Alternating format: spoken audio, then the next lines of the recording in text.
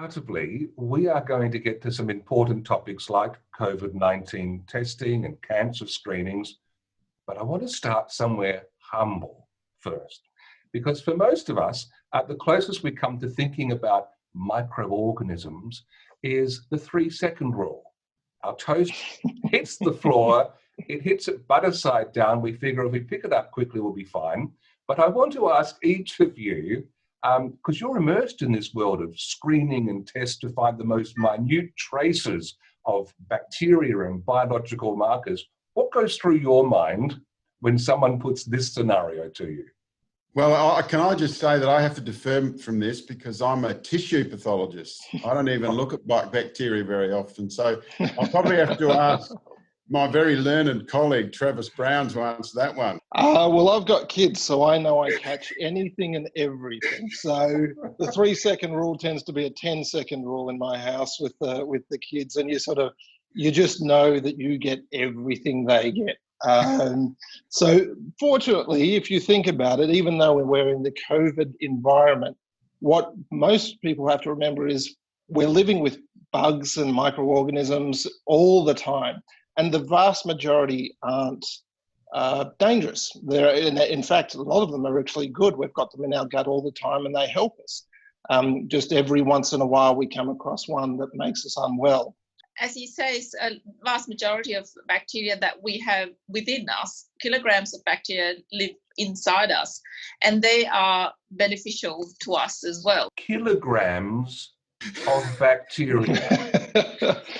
So the pretty much, if you want to go down this path, depend how your audience is, but pretty much a third of number 2s that pass is bacteria.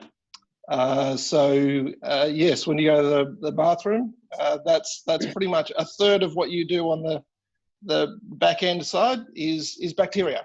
So I apologise if I've grossed out your audience, but you asked. I did ask. I'm going to get everything I asked for. There's hot water and the starches in that barley are being dissolved and washed out. Yep. And converted to sugar by the enzymes in the barley. Yep. And that goes down to there. And you can taste it's sweet already, so the enzyme's working. And then from there you chill it. Chill it through a heat exchanger. And then what happens? Then it goes into those stainless steel tanks over there where it's fermented with some yeast. Okay, they're the ones just behind us there, fermented with some yeast. And then how long? For about a week. For about a week? Yep. And then you just store it? No, then we distill it. Oh, then you distill it? Twice. Okay. Oh, that's you can't really see it, but up there you've got some big stills. Big stills, things, yep. Yeah.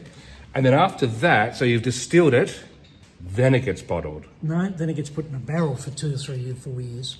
I'm not quite the whiskey educator, yep. Those big brown round things down there. Yes, thank you, that's more like it. And then? Then it gets bottled. Oh, thank goodness for that.